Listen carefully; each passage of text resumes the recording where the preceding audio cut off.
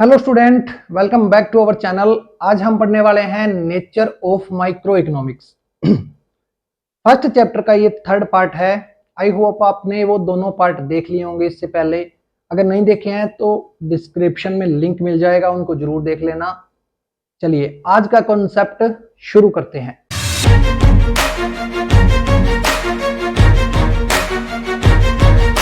देखिए बच्चों, नेचर की अगर बात की जाए तो नेचर के दो एस्पेक्ट्स होते हैं। कौन कौन से होते हैं? नेचर को हिंदी में बोलते हैं प्रकृति, ठीक है ना। नेचर के दो एस्पेक्ट्स होते हैं। कौन कौन से? एक होता है आर्ट, ठीक है, और दूसरा क्या होता है? दूसरा होता है साइंस, ठीक है। अब बात करते हैं सबसे पहले साइंस की, कि साइंस क्या होती है, ठीक है। सबसे पहले ये जो वर्ड है साइंस, इसको हिंदी में बोलते हैं विज्ञान, और ये लैटिन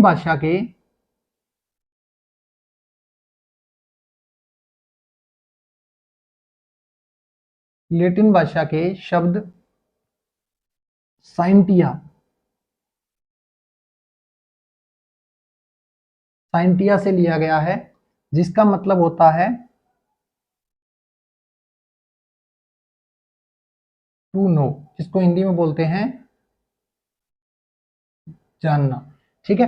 अगर इसके डेफिनेशन की बात करें तो डेफिनेशन में हम क्या लिख सकते हैं? हम लिख सकते हैं कि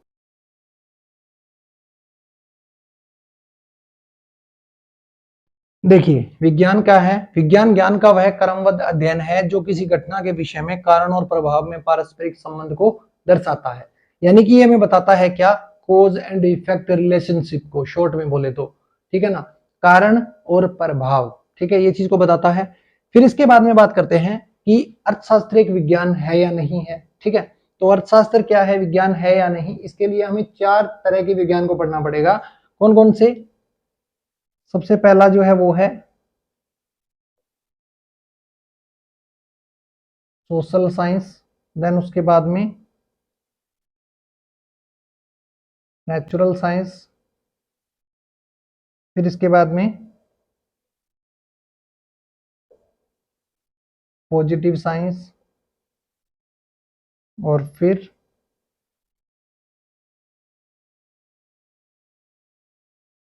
नॉर्मेटिव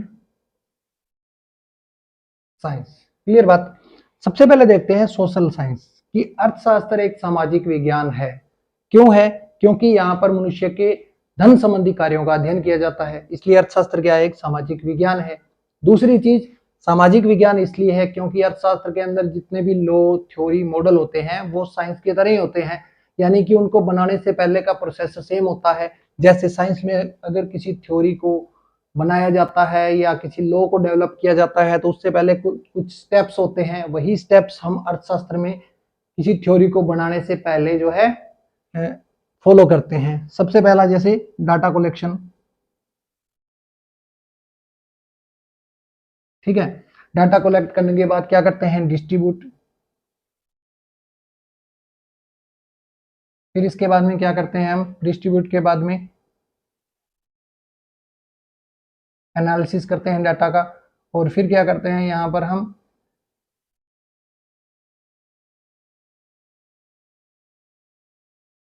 एक्सप्लेनेशन करते हैं और थ्योरी बन जाती है, ठीक है। यही चीजें हम अर्थशास्त्र में फॉलो करते हैं, इसलिए अर्थशास्त्र क्या एक सोशल साइंस है। फिर इसके बाद में नेचुरल साइंस। नेचुरल साइंस को हिंदी में बोलते हैं प्राकृतिक विज्ञान। प्राकृतिक विज्ञान क्या होता है? जो नॉन लिविंग थिंग की स्टडी करता है। इसीलिए अर्थशास्त्र एक जो है प्राकृतिक विज्ञान नहीं है, क्योंकि यहाँ पर ह्यूमन बीइंग की बात की जाती है, ठीक है ना, उसके मटेरियल वेलफेयर, वेल्थ, इन सब चीजों की बात की जाती है वहां पर। प्राकृतिक विज्ञान अर्थशास्त्र इसलिए नहीं है क्योंकि अर्थशास्त्र के जो लॉ होते हैं वो यूनिवर्सल नहीं है, यानी कि वो जम्पशन पे बेस्ड होते हैं। जो मान्यताएं हम लेके चलते हैं, अगर उनमें कुछ चेंज कर दिया जाए तो हमारा जो लॉ होगा, जो थ्योरी होगी, वो अप्लाई नहीं हो पाएगी हर जगह पे। लेकिन साइंस के जो लॉ होते हैं वो यूनिवर्सल होते हैं, उनको हम कहीं भी, किसी भी जगह, किसी भी सिचुएशन के अंदर अप्लाई अगर करें तो उनके रिजल्ट सेम आते हैं, ठीक है ना। तीसरी चीज, अर्थशास्त्र के जो लॉ होते हैं उनको हम किसी लैब में चेक नहीं कर सकते, यानी अर्थशास्त्र की कोई लैब नहीं होती, लेकिन साइंस की होती है, ठीक है ना। इन कुछ कारणों से ही अर्थशास्त्र क्या है, नेचुरल साइंस नहीं है। ठीक है, फिर आगे बात करते हैं पॉजिटिव साइंस। पॉजिटिव साइंस क्या होता है भाई? पॉजिटिव साइंस को हिंदी में बोलते हैं वास्तविक विज्ञान। वास्तविक विज्ञान का मतलब क्या होता है कि ये हमें बताता है व्हाट इज के बारे में, कि एग्जैक्ट क्या है। ये स्टडी करता है व्हाट इज की।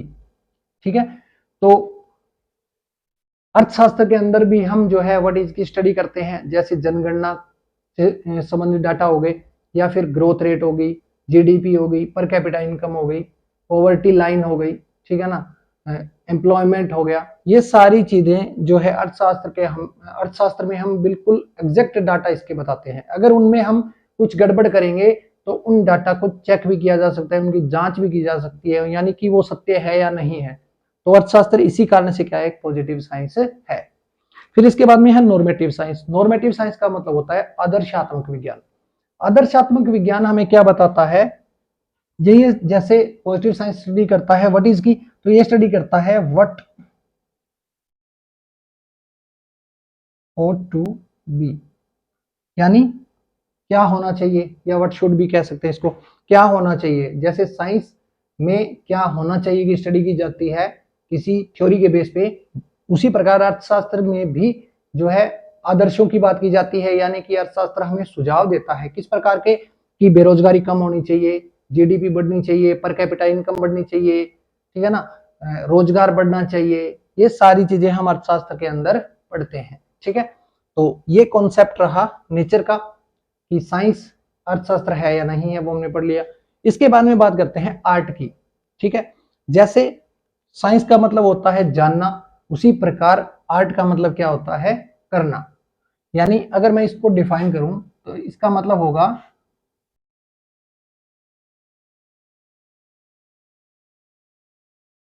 ज्ञान का व्यवहारिक प्रयोग ही क्या है, कला है। फिर इसके बाद में कुछ फैक्टर देखते हैं जो ये बताएंगे हमें कि अर्थशास्त्र कला है या नहीं है। सबसे पहले पॉइंट में बात करते हैं कि अर्थशास्त्रियों में कला के विषय में मतभेद पाया जाता है। ठीक है, कैसे, यानी कि कुछ अर्थशास्त्री ऐसे हैं जो मानते हैं कि अर्थशास्त्र एक कला है, कुछ अर्थशास्त्री ये मानते हैं कि कला नहीं है भाई, ये विज्ञान है। जैसे वालरस,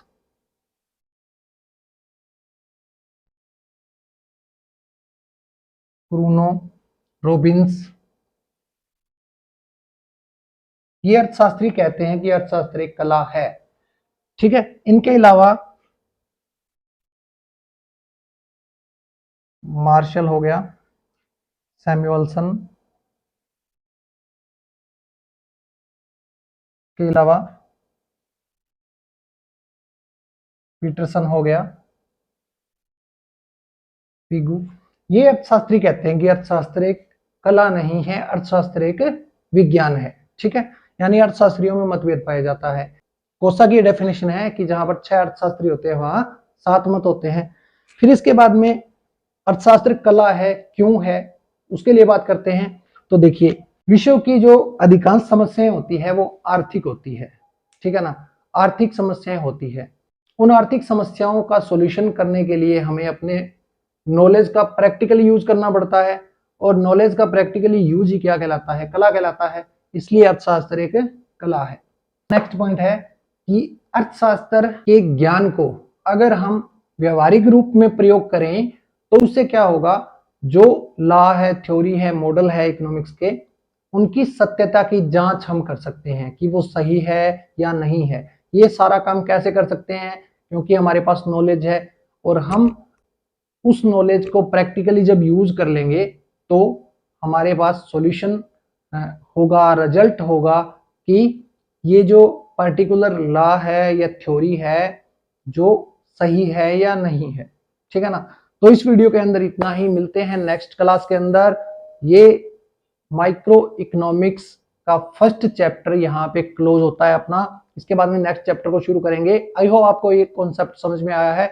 अगर समझ में आया है तो वीडियो को लाइक, शेयर, कमेंट जरूर कर देना। जिस बच्चे ने चैनल को सब्सक्राइब नहीं किया है वो चैनल को सब्सक्राइब भी कर लेना। मिलते हैं नेक्स्ट लेक्चर के अंदर। जय हिंद, जय भारत।